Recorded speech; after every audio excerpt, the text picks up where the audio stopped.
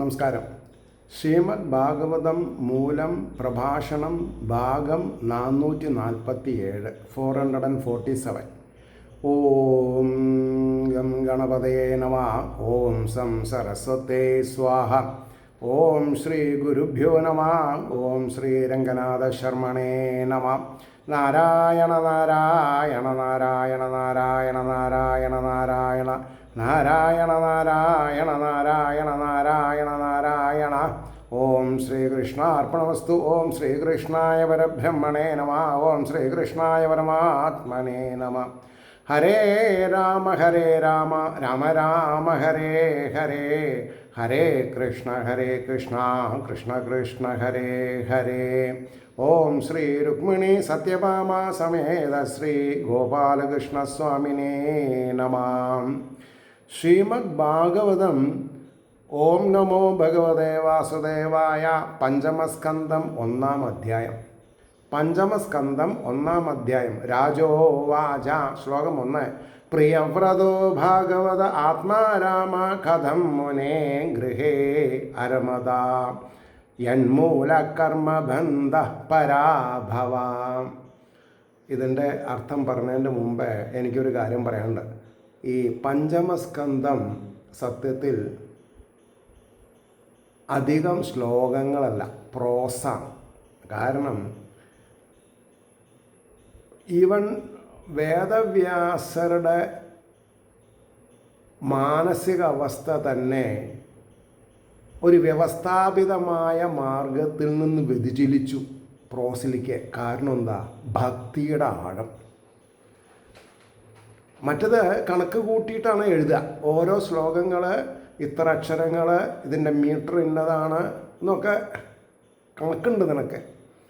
ഇത്ര ഗ്രന്ഥസംഖ്യ എന്നാ. അപ്പം ഇത്ര അക്ഷരങ്ങൾ കൂടെ ഇത്ര ഗ്രന്ഥസംഖ്യ. അപ്പോൾ പലവരും അറിയാണ്ട് പറയുന്ന ഒരു തെറ്റിദ്ധാരണയുണ്ട്.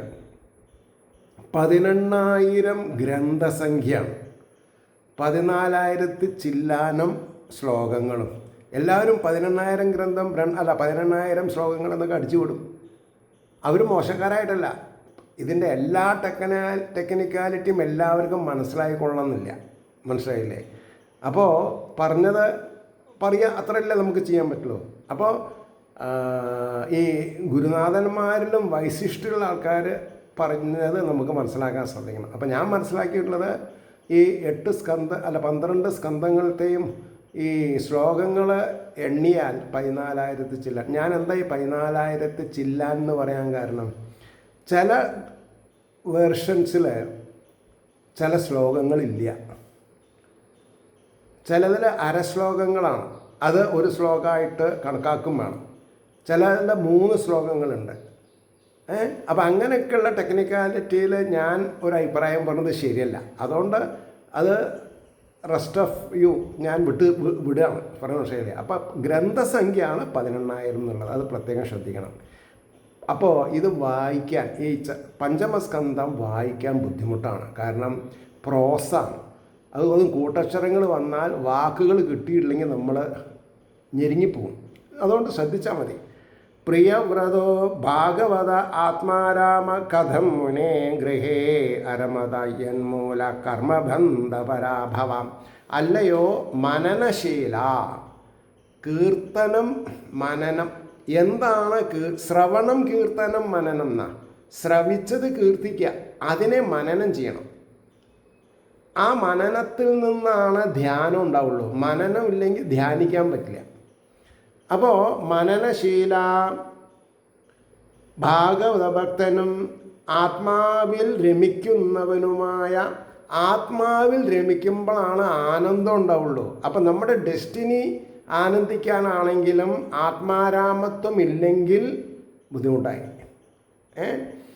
അപ്പോൾ പ്രിയവ്രതൻ ഗൃഹത്തിൽ എങ്ങനെ രമിച്ചു?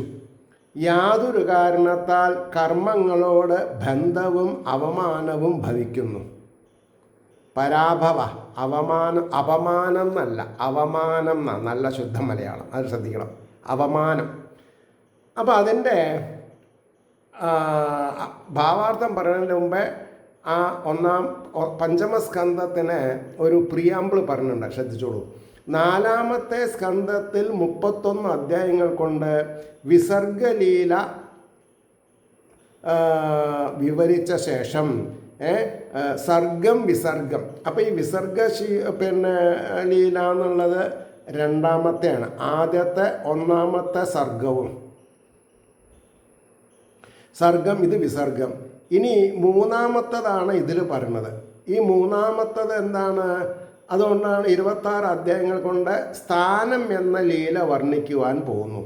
അപ്പോൾ സർഗം വിസർഗം സ്ഥാനം. അപ്പോൾ ഇതിങ്ങനെ മനസ്സിലാക്കണം. അപ്പോൾ 12 സ്കന്ധങ്ങളിൽ 1-ാമത്തെയും 2-ാമത്തെയും സ്കന്ധങ്ങൾ ഭാഗവതത്തിലേക്കുള്ള വഴിയാണ് തുറന്നു തരുന്നത്.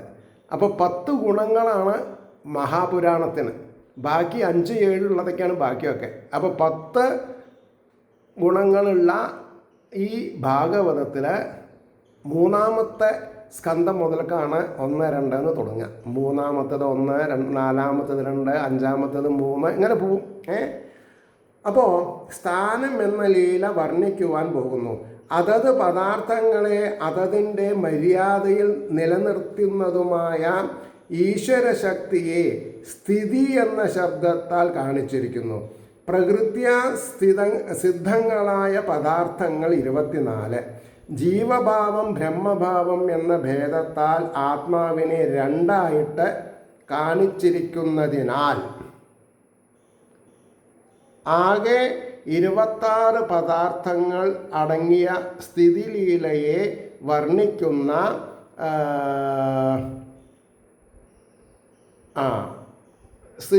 അപ്പോൾ പറഞ്ഞു 26 പദാർത്ഥങ്ങളെ സ്ഥിതിലീലയെ വർണ്ണിക്കുന്ന 5-ാമത്തെ സ്കന്ധത്തിൽ 26 അധ്യായം അടങ്ങിയിരിക്കുന്നു.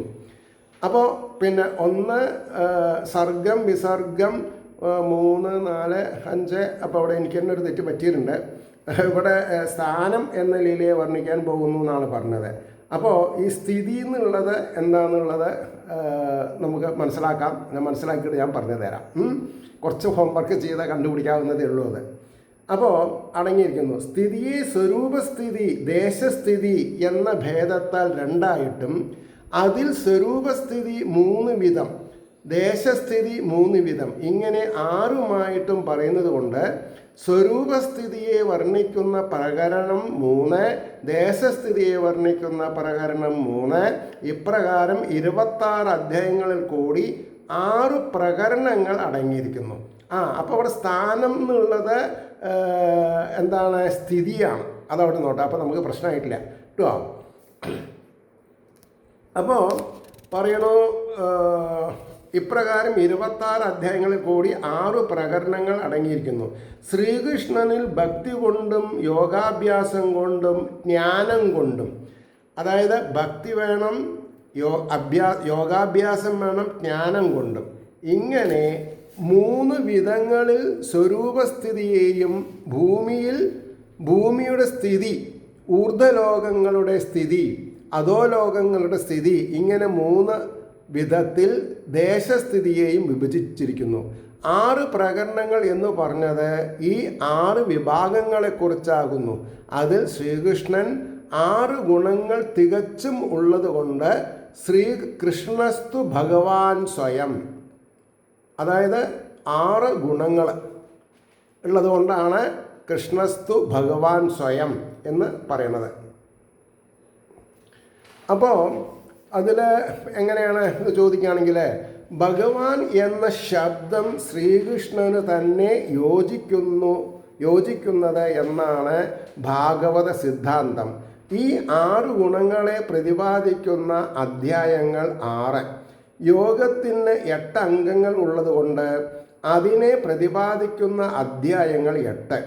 ജ്ഞാനം ഒരേ വിധമായതിനാൽ അതിനെ പ്രതിപാദിക്കുന്ന അധ്യായം 1.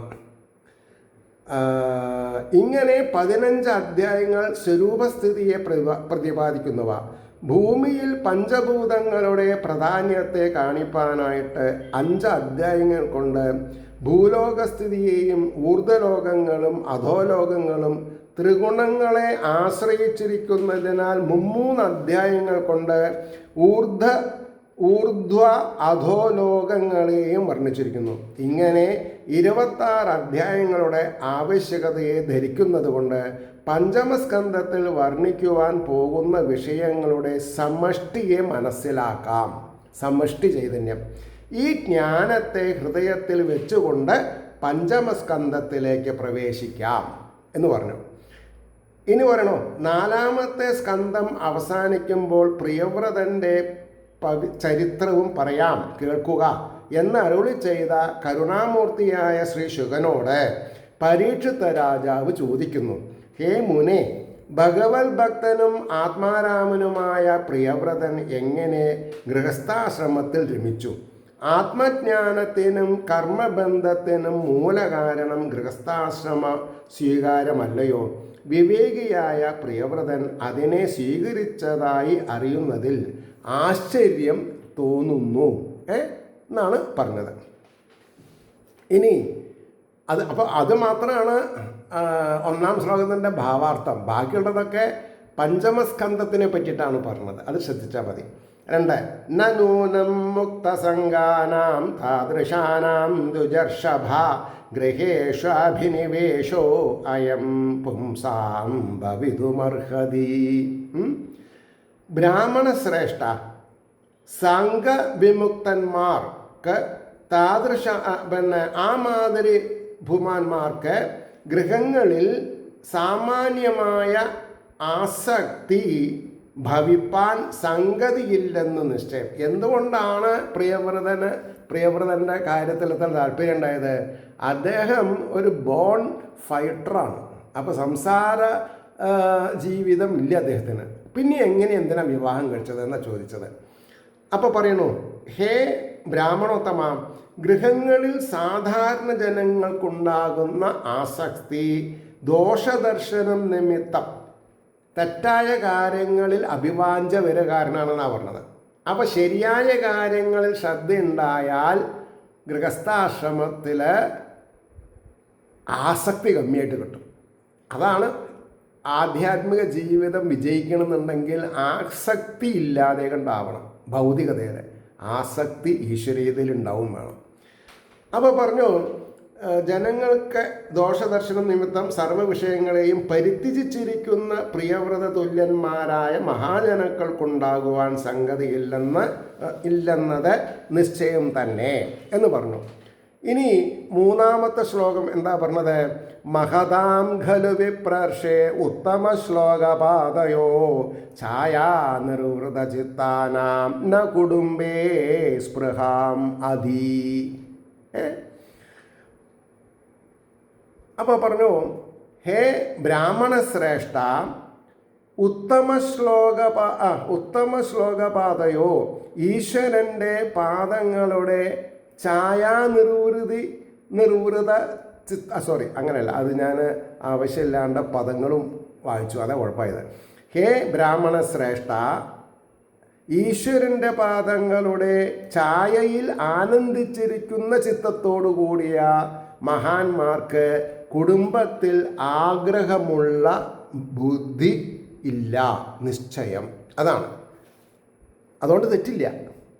പറഞ്ഞു ശൈലേ.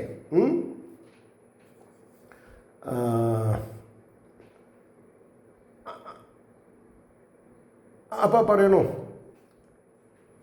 ഹേ വിപ്രോത്തമ, അജ്ഞാനത്തെ നിശേഷം നശിപ്പിക്കുന്ന കീർത്തിയോടുകൂടിയ ഭഗവാന്റെ പാദങ്ങളിൽ നിന്നും സിദ്ധിക്കുന്ന ആനന്ദത്തെ അനുഭവിക്കുന്ന മഹാന്മാരുടെ മനസ്സിൽ അത്യല്പവും ബന്ധഹേതവുമായ കുടുംബത്തിൽ നിന്ന് ലഭിക്കുന്ന ക്ഷുദ്രസുഖത്തിൽ ആശയുണ്ടാകുകയില്ല, നിശ്ചയം. അപ്പോൾ ഈ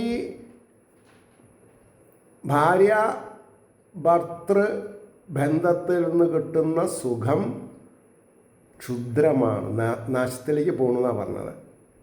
അത് പറയുമ്പോൾ എല്ലാവർക്കും ഇഷ്ടമായി എന്ന് വരില്ല, സത്യത. മനോഷയിലെ 4-ാമത്തെ ശ്ലോകം.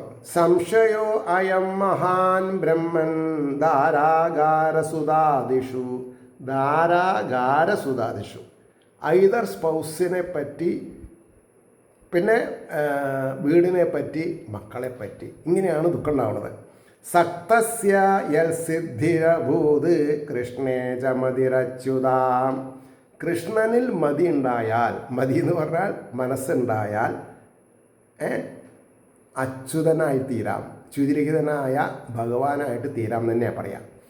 ഹേ ബ്രഹ്മജ്ഞ, ഭാര്യ, ഗൃഹം, പുത്രന്മാർ മുതലായവയിൽ ആസക്തനായവന് കൃഷ്ണനിൽ നാശരഹിതയായ ഭക്തിയും സിദ്ധിയും ഭവിച്ചുവെന്നത് യാതൊന്നോ ഇത് മഹത്തായ മറ്റൊരു സംശയം.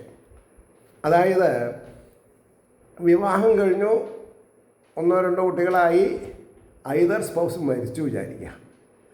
എല്ലാവരും ജീവിച്ചിരിക്കുന്ന സ്പൗസിനോട് ആവശ്യത്തിലധികം ദയാദാക്ഷിണ്യം കാണിക്കും. അവരെന്ത് തെറ്റ് ചെയ്താലും ആൾക്കാർ പറയില്ല. അതൊരു ലോക സ്വഭാവമാണ്. പക്ഷേ ആ ഐദർ സ്പൗസ് മരിച്ച് ബാക്കി വരുന്ന സ്ത്രീ അല്ലെങ്കിൽ പുരുഷൻ എങ്ങനെ സമാധാനിക്കേണ്ടതുണ്ടോ? ഈശ്വരൻ എനിക്ക് കൂടുതൽ ഭക്തിരസം അനുഭവിക്കാൻ വേണ്ടിയിട്ടാണ് എനിക്ക് ഭൂമിയിൽ ബന്ധപ്പെട്ട ആളെ കൊണ്ടുപോയത് എന്ന് വിചാരിക്കണം. കാരണം നമ്മൾ സനാതന്മാരെന്നെയാണ്. എപ്പോഴും നമ്മുടെ ശരീരത്തിൽ നിന്ന് ജീവൻ പോകുന്നത് വരെ നമ്മൾ സനാതന. കാരണം നമ്മളെ നയിക്കുന്നതാരാ? വിവാഹബന്ധത്തിന് മുമ്പ് നമ്മളെ നയിച്ചിരുന്നതാരാ? ആത്മാവ്, അച്ഛനമ്മയുണ്ട്. അപ്പോൾ മരിച്ച ആളുടെ ശരീരത്തിൽ നിന്ന് ഈശ്വര ചൈതന്യം പോയത് ആ വ്യക്തി അത്രേ കൊടുത്തു വെച്ചിട്ടുള്ളൂ എന്ന് നമ്മൾ മനസ്സിലാക്കിയാൽ മതി. എന്നാൽ അതൊന്നും പ്രശ്നമില്ല. അപ്പോൾ എനിക്ക് 21.5 വയസ്സ് 22 വയസ്സാകുമ്പോഴേക്കും എൻ്റെ അച്ഛൻ മരിച്ചു. അതുകൊണ്ട് എനിക്ക് എവിടെയും ചാരാൻ നിവർത്തില്ല. ഞാൻ ഇൻഡിപെൻഡൻ്റായിട്ട് നിൽക്കണം. അപ്പോൾ എൻ്റെ സഹോദരൻ ജോലി ചെയ്യാൻ തുടങ്ങി. അന്ന് 74കളിൽ 200 രൂപയാണ് അദ്ദേഹം അയക്കുക. ആ 200 രൂപയ്ക്ക് വില ഉണ്ടായിരുന്നു കേട്ടോ അന്നത്തെ കാലത്ത്. 200 രൂപ. എനിക്ക് തന്നെ ബോംബെയിൽ ആദ്യം കിട്ടിയത് 325 രൂപ ശമ്പളമാണ്. എപ്പോൾ?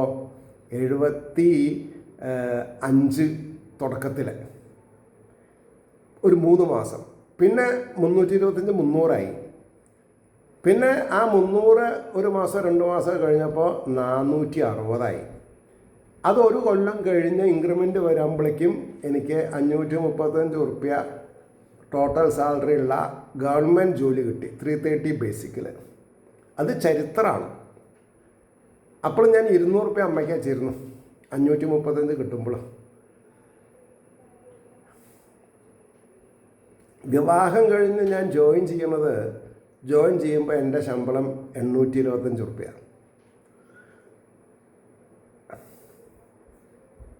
അപ്പോൾ പണ്ട് രൂപയ്ക്ക് മൂല്യം ഉണ്ടായിരുന്നു, മൂല്യം. ഇപ്പോൾ രൂപയ്ക്ക് മൂല്യമില്ല. അതാണ് പ്രശ്നമായത്. ആയിക്കോട്ടെ. അപ്പോൾ ഞാൻ ഇവിടെ എന്താ പറഞ്ഞത്? ഈ സംശയങ്ങളുടെ കാര്യം വന്നപ്പോൾ പറഞ്ഞത് മാത്രം. അപ്പോൾ അതിൻ്റെ ഭാവാർത്ഥം എങ്ങനെയാണ് പറയുക? എല്ലാം അറിഞ്ഞിരിക്കുന്ന ഹേ ബ്രഹ്മൻ, എൻ്റെയും നിങ്ങളുടെയും മനസ്സിലുള്ള ജീവചൈതന്യം ആരാ? ബ്രഹ്മചൈതന്യമാണ്. എല്ലാം അറിയാം. പക്ഷെ നമ്മൾ എന്തുകൊണ്ട് പരിമിതമായിട്ട് അറിയപ്പെടുന്നു എന്ന് ചോദിച്ചാൽ, ആ അറിവിനെ അജ്ഞാനം മൂടിക്കിടക്കുകയാണ്. എല്ലാം ശുദ്ധ അസംബന്ധങ്ങളാണ് വിചാരിച്ച് വെച്ചിട്ടുള്ളത് മനസ്സിൽ. അച്ഛനും അമ്മയും പറഞ്ഞു തന്നിട്ടുള്ള കുടുംബ പോരുകൾ, ഇന്ന ആളോട് സംസാരിക്കരുത്, ഇന്ന ആൾ അച്ഛനെ ബുദ്ധിമുട്ടിച്ച ആളാണ്, ഇന്ന ആൾ അമ്മയെ ബുദ്ധിമുട്ടിച്ച ആളാണ്. ചുരുക്കി പറഞ്ഞാൽ എല്ലാ ശത്രുക്കളായിട്ട് കാണേണ്ട ഒരു യോഗം വരും നമുക്ക് കുട്ടിക്കാലത്ത്. അപ്പം നമ്മുടെ വിശേഷ ബുദ്ധി കൊണ്ട് വേണം ഓരോരുത്തരെയും മനസ്സിലാക്കാൻ. അപ്പോൾ ഒരു പ്രീ എംറ്റീഡ് പെൻഡ്രൈവ് മാതിരി, അല്ലെങ്കിൽ പണ്ടത്തെ എന്താ പറയുക, ഈ വട്ടത്തിൽ തിരുന്ന ഡിസ്കിലായിരുന്നല്ലോ കോപ്പി ചെയ്തിരുന്നത്. റീറൈറ്റബിൾ ഫ്ലോപ്പി ആവണം. അപ്പോഴാണ് ഈ ഭാഗവതം രാമായണമൊക്കെ മനസ്സിൽ പതിയുള്ളൂ. അതുവരെയുള്ള ആപൽ ശങ്കകളൊക്കെ ഒഴിഞ്ഞ് ഒരു പുതിയ യുഗപ്പുറവി ആയിട്ട് നമുക്ക് മനസ്സിലാക്കണം. ജ്ഞാനം സമ്പാദിക്കുന്നത് ജീവിതത്തിൻ്റെ കട്ടുറപ്പിനാണ് എന്നുള്ള ബോധം ഉണ്ടായാൽ അറിവ് തന്നെ കയറി വരും. അപ്പോൾ ഇവിടെ എന്താ പറഞ്ഞത്?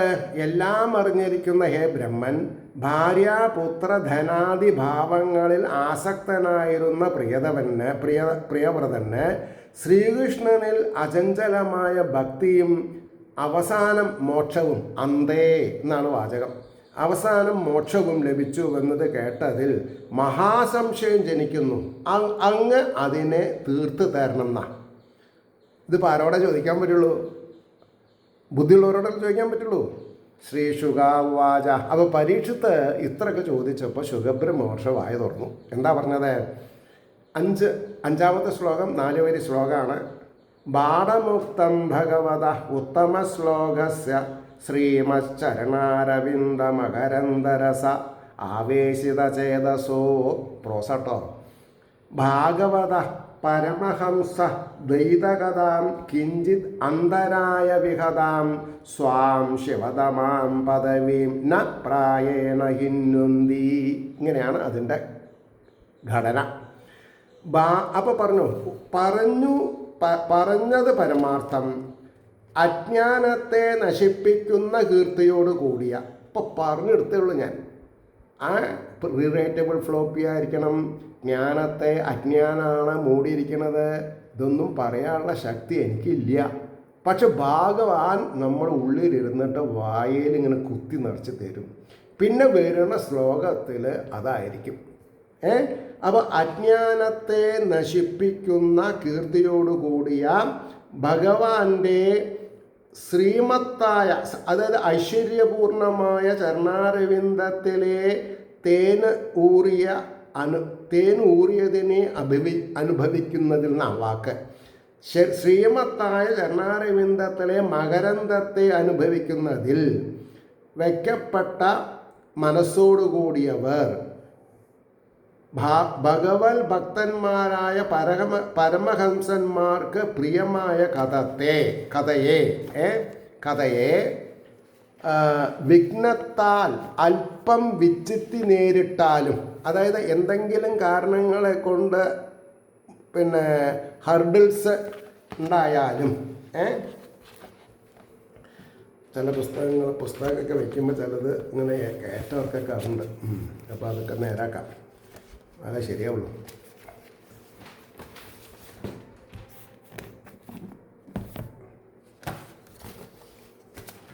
അപ്പോൾ തങ്ങളുടെ മംഗളത്തിന് കാരണമായ ആ മാർഗത്തെ പ്രായേണ ത്യജിക്കുന്നില്ല എന്ന് പറഞ്ഞിട്ടുണ്ടെങ്കിൽ മംഗളത്തിന്, അതായത് മംഗളം എന്ന് പറഞ്ഞിട്ടുണ്ടെങ്കിൽ എന്താ, കല്യാണത്തിന് നടത്താം. നമ്മുടെ നന്മയ്ക്ക് വേണ്ടിയിട്ടുള്ളതിനാണ് മംഗളം എന്ന് പറയാം സംസ്കൃതത്തിലെ.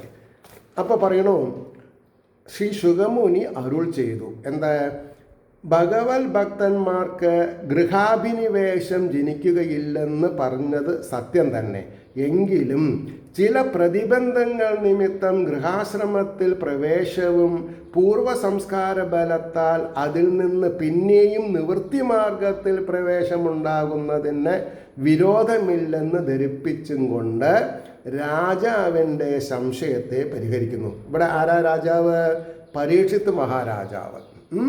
ഇതാരോടാ ചോദിക്കണത്? ശുഗബ്രഹ്മർഷിയോട്. ഇതിപ്പോൾ ആരാ പറയണത്? ശുഗമുനി അരുൾ ചെയ്തു എന്ന് തന്നെയാണ് പറഞ്ഞിട്ടുള്ളത്. അപ്പോൾ പറയണു, ശ്രവണമാത്രത്താൽ ഭക്തന്മാരുടെ അജ്ഞാന അന്ധകാരത്തെ നശിപ്പിക്കുന്നതിന് സമർത്ഥമായ യശസ്സോടുകൂടിയ ഭഗവാന്റെ ചരണാരവിന്ദ ധ്യാനത്താൽ ഭഗവാന്റെ തിരുപാദ പത്മങ്ങളെ മനസ്സിൽ വെച്ച് ധ്യാനിക്കണം. കൃഷ്ണ ഹരേ ജയ കൃഷ്ണ ഹരേ ജയ കൃഷ്ണ ഹരേ ജയ കൃഷ്ണ ഹരേ എന്നിങ്ങനെ താളമിട്ട് പാടാൻ തുടങ്ങിയാൽ അറിയാതെ കണ്ട് കണ്ണൊക്കെ ഈറൻ അണിയും. കൃഷ്ണൻ ആർദ്രത ഉണ്ടാക്കി തരും. മനസ്സിലായില്ലേ? അതുകൊണ്ടാണ് പറഞ്ഞത്, ആ ചരണ അപ്പോൾ പറഞ്ഞു മകരന്തത്തെ ആസ്വദിക്കും. അതായത് ശ്രവണമാത്രത്താൽ ഭക്തന്മാരുടെ അജ്ഞാന അന്ധകാരത്തെ നശിപ്പിക്കുന്നതിന് സമർത്ഥമായ യശസ്സോടുകൂടിയ ഭഗവാന്റെ ചരണാരവിന്ദ ധ്യാനത്താൽ സിദ്ധിക്കുന്ന മകരന്തത്തെ, തേനെന്ന് അർത്ഥം വരിക, മകരന്തത്തെ ആസ്വദിക്കുന്നതിൽ വയ്ക്കപ്പെട്ട മനസ്സോടുകൂടി ഇരുന്നാലും ഭഗവത് ഭക്തന്മാരായ പരമഹംസന്മാരുടെ പ്രിയനായ ഭഗവാന്റെ കഥ ശ്രവിക്കുന്നതിൽ ചിലപ്പോൾ വിഘ്നം നേരിട്ടു എന്ന് വരാം.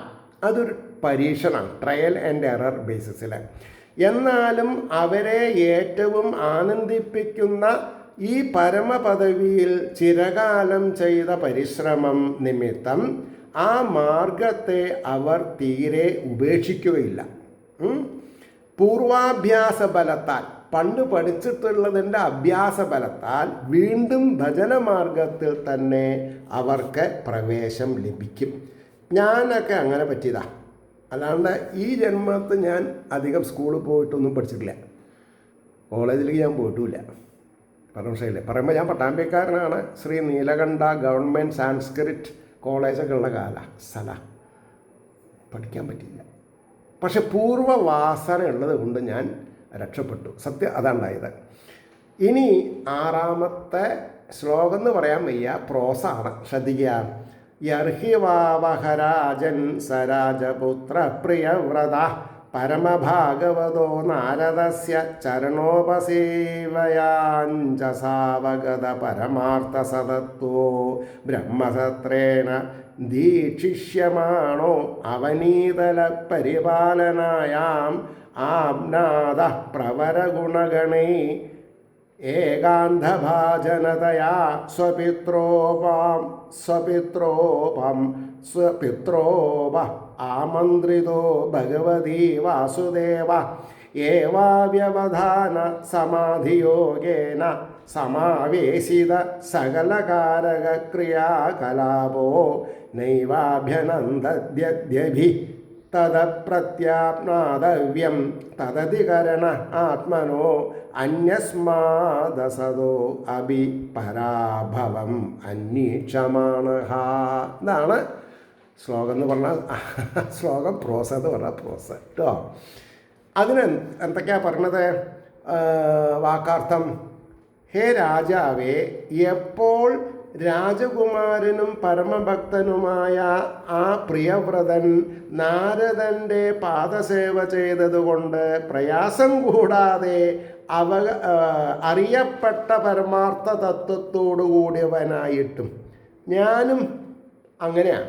എൻ്റെ ഇവിടെ നാരദരെന്ന് പറഞ്ഞു, ഞാൻ പാദസേവ ചെയ്തത് എൻ്റെ അഭിവന്ദ്യ പിതാവിൻ്റെയും പിന്നെ സാക്ഷാൽ ചെറുശ്ശേരിൽ ആ കരുണാകരപ്പിള്ളയുടെയും പാദകമലത്തിൽ സംരക്ഷണം തേടി ഞാൻ. അതെനിക്ക് കിട്ടുകയും ചെയ്തു. ആദ്യം ഒരു 11 മാസം. അത് കഴിഞ്ഞിട്ട് ഈശ്വരൻ ഇനി നാട്ടിൽ നിന്ന് ബോംബെക്ക് വരില്ല എന്ന് സത്യത്തിൽ വിചാരിച്ചിരുന്ന അദ്ദേഹത്തിൻ്റെ മനസ്സിനെ ഭഗവാനെ അളക്കി. അങ്ങനെ പിന്നെയും ഒരു 3.25 കൊല്ലം, ഒരു 3.5 കൊല്ലം എന്ത് ചെയ്തു? അദ്ദേഹം ബോംബെക്ക് വന്നു. അപ്പോൾ ഒരു 3.5 ഒരു 11, അതായത് 4.5 കൊല്ലം ഞങ്ങൾക്ക് ശരിക്കും ജീവിതം അനുഭവിക്കാൻ സാധിച്ചു. അദ്ദേഹത്തിന് കാലത്ത് ഒരു 3 മണിക്കൂർ, ഒരു 6:30 to 9:30 വരെ കാലത്ത് പറഞ്ഞു തരിക. അത് വൈകുന്നേരം നമ്മളൊരു 1.5 മണിക്കൂറിൽ പറഞ്ഞു കൊടുക്കുക. അത് ആദ്യത്തെ 11 മാസമായിട്ട് ഉണ്ടായുള്ളൂ. പിന്നെ അവിടുന്ന് ഇത് മാറി. അദ്ദേഹത്തിനെ ആചാര്യസ്ഥാനത്ത് ഇരുത്തി 4:30 to 6:30 ദിവസേന ആഴ്ചയിൽ 5 ദിവസം, മൺഡേ ടു ഫ്രൈഡേ 5 ക്ലാസ് ആഴ്ചയിൽ. എവിടെ? പോവായ് ഹരിഓം നഗർ, ബോംബെയിൽ ഹരിഓം നഗർ അമ്പലത്തിൽ വെച്ചിട്ട് ക്ലാസ്. അതാണ് എൻ്റെ ജീവിതത്തിനെ മാറ്റിമറിച്ചത്. അതിൽ ആ അമ്പലത്തിൽ തന്നെ കൺസിക്യൂട്ടീവായിട്ട് 2001, 2002, 2003 സപ്താഹം ചെയ്യാൻ പറ്റി. അതും ഈ ഗുരുനാഥൻ യജ്ഞ യജമാനനായിട്ടും ഞാൻ യജ്ഞാചാര്യനായിട്ടും. അതാണ് ജീവിതത്തിൽ ഒരു വഴിവെട്ടി തുറന്നത്. മനസ്സിലായില്ലേ? അതാണ് അറിയപ്പെട്ട പരമാർത്ഥ തത്വത്തോടു കൂടിയവനായത് എപ്പോഴാണ്? അദ്ദേഹത്തിൻ്റെ ശിക്ഷണത്തിലാണ്. അപ്പോൾ അതെങ്ങനെ? ആത്മവിചാരത്തിനായിക്കൊണ്ട് ഒരുങ്ങിയിരിപ്പാൻ ഇച്ഛിക്കുന്നവനായും ഭവിച്ചുവോ? അപ്പോൾ ഭൂമിയെ പരിപാലിപ്പാനായിക്കൊണ്ട് പറയപ്പെട്ടിരുന്ന ഉത്കൃഷ്ട ഗുണങ്ങളുടെ മുഖ്യസ്ഥാനമായതിനാൽ തൻ്റെ പിതാവിനാൽ നിയമിക്കപ്പെട്ടവനായിട്ട് ആ നിർദ്ദേശം നിരസിക്കാൻ പാടില്ലാത്തതാണെങ്കിലും ഭഗവാനായ വാസുദേവനിൽ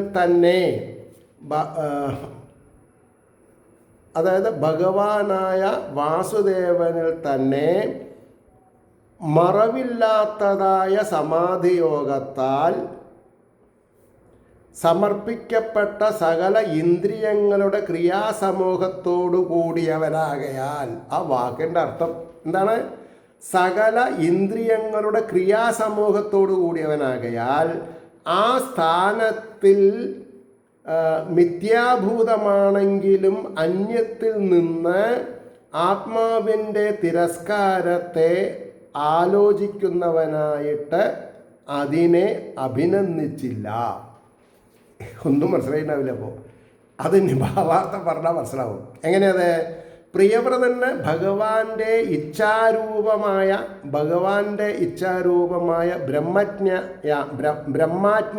ബ്രഹ്മാവിൻ്റെ ആജ്ഞയാണ് ഈ ഗൃഹാശ്രമ പ്രവേശ കാരണം എന്ന് ഉപദേശിപ്പാനായിട്ട് ആ സംഗതിയെ അവതരിപ്പിക്കുന്നു. ബ്രഹ്മാവ് പറഞ്ഞ പിന്നെ കേൾക്കാണ്ടിരിക്കാൻ പറ്റുമോ? പറ്റില്ല. അപ്പോൾ ഹേ രാജൻ, പ്രിയവ്രതൻ ചെറുപ്പത്തിൽ തന്നെ ഭഗവത് ഭക്തന്മാരിൽ അഗ്രഗണ്യനായിരുന്നു.